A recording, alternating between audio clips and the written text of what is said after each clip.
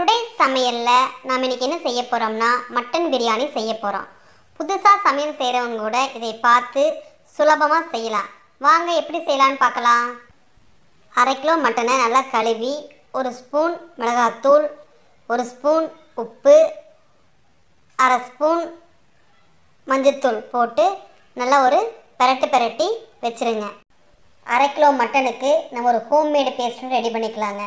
அதுக்கு என்னென்ன தேவைன்னா பிரிஞ்சி இலை, பட்டை, கிராம்பு, சோம்பு, கல்பாசி, ஜாதிபத்திரி, ஸ்டார் அனைஸு, ஒரு 10 அல்லது 12 பூண்டு, ஒரு 2 துண்டு இஞ்சி, ஒரு 2 தக்காளி.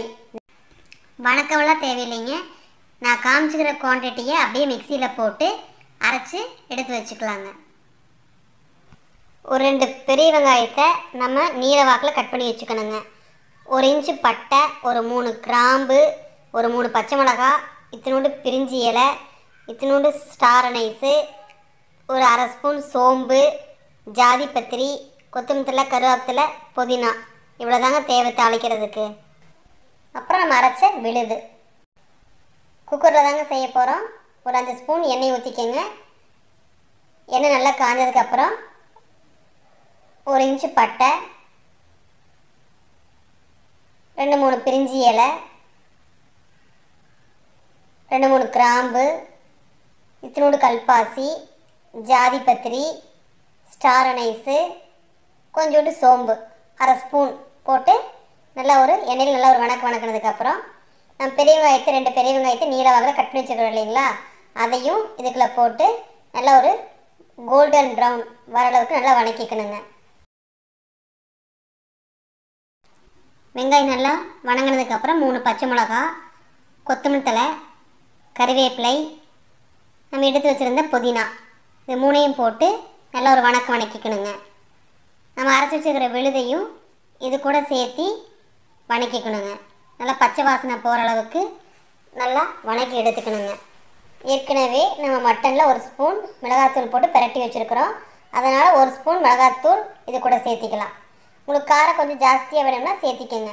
அது கூட 1 ஸ்பூன் மல்லித்தூள், 1/2 ஸ்பூன் கரம் மசால் தூள், 1 ஸ்பூன் உப்பு, இதெல்லாம் எண்ணெய் தோண்டுற அளவுக்கு நல்லா வணக்கினதுக்கப்புறம் நம்ம ஏற்கனவே பிரட்டி வச்சுருக்கோம் இல்லைங்களா மட்டன், அதையும் இது கூட போட்டு நல்லா எண்ணெய் தோண்டு வர அளவுக்கு வணக்கிக்கணுங்க. அதுக்கப்புறம் 1 டம்ளர் தண்ணி ஊற்றி குக்கர் மூடி போட்டு ஒரு 5 அல்லது 6 விசில் நல்லா விட்டு எடுத்துக்கோங்க. 1/2 கிலோ மட்டனுக்கு நம்ம 2 டம்ளர் அரிசி எடுத்துருக்குறோம். அளவுன்னு பார்த்தோம்னா 1/2 கிலோ இருக்குங்க அரிசி. 1 டம்ளர் அரிசிக்கு நம்ம 2 டம்ளர் தண்ணி ஊற்ற போகிறோம். ஊறவெல்லாம் வைக்க வேண்டாங்க. சீரக சம்பா அரிசி தான் எடுத்துருக்குறோம். பிரியாணி டேஸ்ட்டாக இருக்கிறதுக்கு நம்ம ஒரு இன்க்ரீடியன்ட் சேர்த்த போகிறோம். அது என்னென்னா தேங்காய் பால். 1 டம்ளர் அரிசிக்கு 2 டம்ளர் தண்ணி ஊற்றணும். இப்போ நம்ம 2 டம்ளர் அரிசி எடுத்துருக்குறோம். அதனால் 4 டம்ளர் தண்ணி ஊற்றணும். 3 டம்ளர் தேங்காய் பால் ஊற்றினா போதும். ஆல்ரெடி நம்ம 1 டம்ளர் மட்டன் வேகிறதுக்கு ஊற்றிருக்கிறோம். அதனால் 3 டம்ளர் தேங்காய் பால் ஊற்றினா போதுமானது. அரை மூடி தேங்காய் எடுத்து தேங்காய் பால் எடுத்து வச்சுக்கோங்க. நல்லா கொதி வந்ததுக்கப்புறம் அரிசியை போட்டுருங்க. அரிசி போட்டதுக்கப்புறம் 1 ஸ்பூன் நெய் ஊற்றி குக்கரை மூடி வச்சுருங்க. மீடியம் ஃப்ளேமில் வச்சு ஒரு விசில் வந்ததுக்கப்புறம் ஆஃப் பண்ணிடுங்க. டேஸ்டியான மட்டன் பிரியாணி ரெடி ஆயிடுச்சுங்க. ஒரு துளி கூட அடிப்பிடிக்காதுங்க. பிகினர்ஸும் கூட ஈஸியாக செஞ்சிடலாம். டேஸ்டியாக இருக்குங்க. நீங்களும் இதே அளவு வச்சு செஞ்சு பாருங்கள். செஞ்சு பார்த்துட்டு எனக்கு கமெண்ட் செக்ஷனில் பதிவு பண்ணுங்கள். இந்த வீடியோ உங்களுக்கு பிடிச்சிருந்தால் லைக் பண்ணுங்கள், உங்கள் நண்பருடன் ஷேர் பண்ணுங்கள், சப்ஸ்கிரைப் படுத்தி எங்களை ஊக்கப்படுத்துங்க. வேறொரு பதிவுடன் சந்திப்போம். நன்றி, வணக்கம்.